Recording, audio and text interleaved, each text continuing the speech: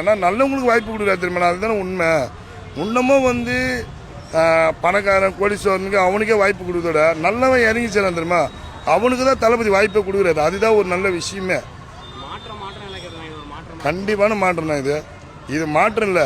தமிழ்நாட்டுக்கு ஒரு விடிவுகாலம் பிறந்துச்சுன்னு அர்த்தம். இதான் உண்மை. தளபதி ஆச்சு நல்ல ஆச்சு. உண்மையுமே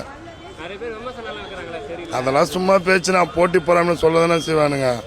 ஓப்பெல்லாம் சொல்லட்டுமா, தளபதி ஆச்சு சூப்பர் ஆச்சு எல்லாம் இருக்கிறவன் சொல்லுவான். ஆப்போசிட் பார்ட்டி என்ன சொல்லுவான், எதனா ஒரு விமர்சனம் கொடுக்கணும்னு தான் இருப்பானுங்க. இந்த மாதிரி ஆட்சி தான் வரணும்னு நாட்டுக்கு நினைச்சோம், அதே மாதிரி வந்துச்சு. ஹஸ்பண்டா அண்ணனான்னு கேட்டா அண்ணன் தான் மெயின்.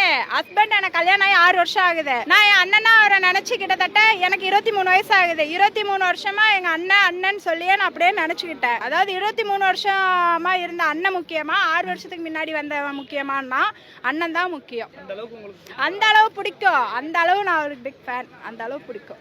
வரலாறு தெரியலன்றா. நான் ஒரு சின்ன வரலாறு சொல்லிக்கிறேன். 1967 தேர்தல் அப்போ நம்ம காமராஜர் அவர்களை ஊழல் குற்றச்சாட்டு செட்டி ஊர் ஃபுல்லா பிரச்சாரம் செஞ்சாங்க. அது அன்னைக்கு மக்கள் நம்பினாங்க. ஆனா இன்னைக்கு எல்லாருக்குமே தெரியும், விச்சுவல் வாய்ஸ் இருக்காங்க, அவங்க போட்டு காமிக்கிறாங்க, ஒரு தப்பான விஷயத்தை எடுத்து காட்டுறாங்க. பெரம்பூர்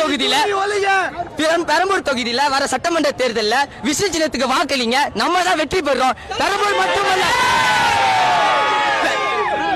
மட்டும் அல்ல 234 தொகுதியிலும் விசில் சொல்ல வெற்றி பெறும். அதுல சாத்தியமே தளபதி தான். மக்களுக்கு நல்லது, உங்களை மாதிரி இளைஞருக்கும் நல்லது, எல்லாருக்குமே நல்லது. அதெல்லாம் சும்மா இது வரைக்கும் எந்த இதுவும் பண்ணலை. அவங்கெல்லாம் குறை சொல்கிறதுக்கு தான் இருக்கிறாங்க. அதெல்லாம் இல்லைங்க. யார் புதுசாக நல்ல மாதிரி ஆட்சி பண்ணி மக்களுக்கு நல்லது செய்கிறாங்களோ அவங்க தாங்க உண்மையானவங்க. இவ்வளோ நாள் இருந்தாங்க. இவ்வளோ நாள் இருந்து அவங்க என்ன செய்தாங்கன்றது என்ன சொல்ல முடியும்? என்ன போதை பொருள் ஒழியணும், அவ்வளோதான். கஞ்சா ஒழியணும், அவ்வளோதான். அது இன்னும் பார்க்காது. ஏன்னா மக்கள் உங்களை ஏற்றுக்கும் போது நீங்கள் தான் அதை பொறுமையாக போகணும். அவங்க எது வேணால் செய்வாங்க, எது வேணால் சொல்லுவாங்க. ஆத்திரமோ எதுவுமே படக்கூடாது. ஏதோ அதே மாதிரி ஆட்சி இப்போ எப்படி பண்ணுறீங்களோ அதே மாதிரி ஆட்சியில் போயிட்டே இருக்கணும்.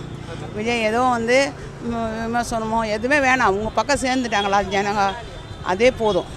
அதுலேயே அவர் அது எப்படி ஸ்டாலின் இருப்பாங்க தான் எல்லாரும் மனசில். நான் கூட தான் தோத்துட்டோட கஷ்டப்பட்டேன்.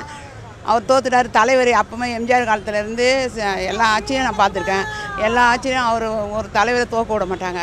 இன்றைக்கி தோத்துட்டாருன்னும் போது இவங்க 2 பேர் பண்ணுற அநியாயத்தை பார்த்தா வரமாட்டார் போலக்குது. இதனால் எவ்வளோ பேர் சாக போகிறாங்கன்னு தெரியல. அதுக்கு தான் முட்டுக்கட்டை போட்டுன்னு பிளான் போட்டாங்களே 2 பேரும். நான் உக்காஞ்ச சீட்டில் நீ எப்படி உக்காருவேன், நான் உக்காஞ்ச சீட்டில் நீ எப்படி உக்காருவேன்னு அவங்க பரம்பரையா அவங்களே பிடிச்ச சீட்டு மாதிரி பிடிச்சிக்கின்னு பேசுகிறாங்க. விஜய் உக்காரக்கூடாது. தமிழ்நாட்டு ஜனம் இருக்கிற மொத்த மக்களுமே விஜய் தான் உக்காரணும்னு நியமிச்சா கூட இவங்க இஷ்டத்துக்கு போட்டுக்கின்னு வராங்க திட்டம். வேற யாருமே கிடையாது. ஏங்க யார் ஒன்னானாலும் எப்பவுமே உண்மை தானங்க வெல்லும், நல்லது தானங்க வெல்லும். அது மாதிரி விஜய் மட்டும்தான் முன்ன வருவார். விஜய் தான் வரணும். எங்களுடைய வேண்டுகோள்லாம் விஜய் தான் வரணும், விஜய் தான் உட்காரணும்.